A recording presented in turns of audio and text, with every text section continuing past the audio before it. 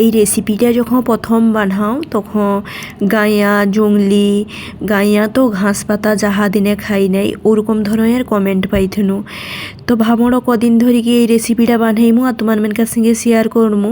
তো তার দোষরু আজকে রেসিপিটা বানাওড়ো পুরাটা রেসিপি তোমার মেনকার সঙ্গে শেয়ার করতো। সম্পূর্ণ রেসিপিটা দেখতে রহো, আশা করো তোমার মেনকার ভালো লাগবে। তো এই রেসিপিটা বানাইবার দোষু মুই এঠে মূলা শাক নিছ।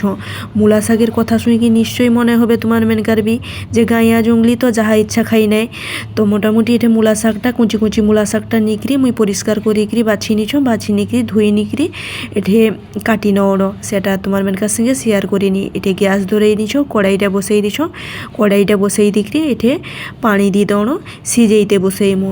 তো মুই পানি দেওয়ার পরে মূলা শাকটা দিয়ে দেবো।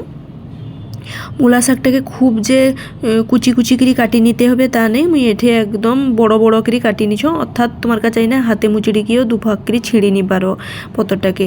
তো মোটামুটি মূলা শাকটা দিয়ে দিকি অল্প এঠে নুন দিয়ে দিছ, অল্প নুন দিকে নাড়ি চাড়ি নড়ো।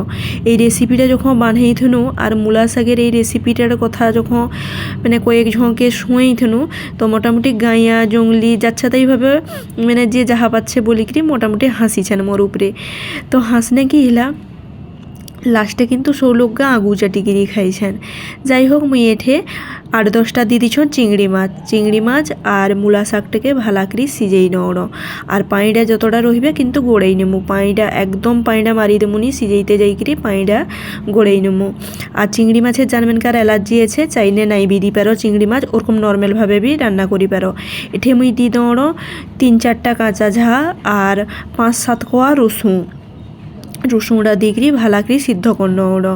কাঁচা ঝালের পরিমাণটা যে যেরকম ঝাল খাবো সেরকমভাবে দেব।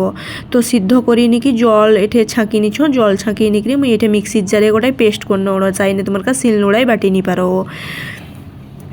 তো পেস্ট করনো ওড়ো। তারপর মুই এঠে একই কড়াইটা গরম করতে বসাইথনু, কড়াইটা গরম হয়েছে তেল দিয়ে দিছ পরিমাণ মতন মুই এঠে মোট তেল দিছ, তোমার কাছে যে যতটা বানাইব সেরকমভাবে তেলটা দিব। তেলটা গরম হয়েছে এটা ফোড়ন হিসাবে মুই দৌড়ো শুকলা ঝা আর কালা জিরা। আর মুই এঠে শুকলা ঝা কালা জিরাটা ফুটিয়ে যাওয়ার পরে মিডিয়াম সাইজের গোটায় পেঁয়াজ কুচি করে গিয়ে রাখথনু আর 8-10 কোয়া রসুন মুই শুকলা ঝা দিকে ছেঁচি কি রাখথনু। 8-10 কোয়া রসুন আর পেঁয়াজ কুচি দিকরি ভালা করে নাড়ি চাড়ি করে মুই ভাজি নেমু।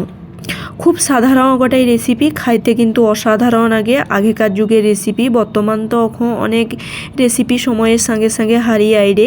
তো যাই হোক হারিয়ে আইরে বলাটা ভুল হবে, অনেকেই বানাননি আর কি। তো আগেকার ঠাকুমার আমলের এই সব রেসিপিটা খাইতে কিন্তু দারুণ আগে, মাঝে মধ্যে বানাইতে কিন্তু আপত্তি নেই। তো যাই হোক মুই এঠে বাটি রাখা মূলা শাকটা দিয়ে দিনু, মূলা শাকটা দিয়ে দিকে ভালা করে টিকে নাড়ি চাড়ি করে ভাজি নিছ, 2-3 মিনিট ভালা করে নাড়ি চাড়ি করে ভাজি নিছ। এরপর যে মিক্সি ধোয়া জলটা দিয়ে দৌড়ো, জলের যে পরিমাণটা মুই 1/2 বাটির উপর দিছ, তোমার কাছে যেরকম বানাইব সেরকমভাবে জলের পরিমাণটা দিব। তারপর একটু ফুটিয়ে মুই পরিমাণ মতো নুন দিয়ে দৌড়ো, নুন দিকরি অল্প এঠে হলুদ গুঁড়া দৌড়ো। মুই এঠে চাইনে তোমার কাছে শুকনা ঝা গুঁড়াটা বা যে লঙ্কা গুঁড়াটা ব্যবহার করি পারো, তবে মুই অনেকটাই ঝাল দিছ বলতে 3-4টা কাঁচা ঝাল দিছ, তারপর শুকনা ঝা ফড়ং দিছ আর শুকনা ঝা রসুন করে ছেঁচিয়ে দিছ, অনেক ঝাল দিয়ে দিছ। ঝালটা খুব বেশি হিবে বলে কি মুই আর এটা গুঁড়া ঝালটা ব্যবহার করিনি।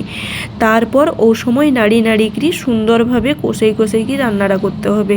কষা বলতে যেটাকে বলে নাড়ি করি শুকনা করে নিতে হবে রান্নাটাকে।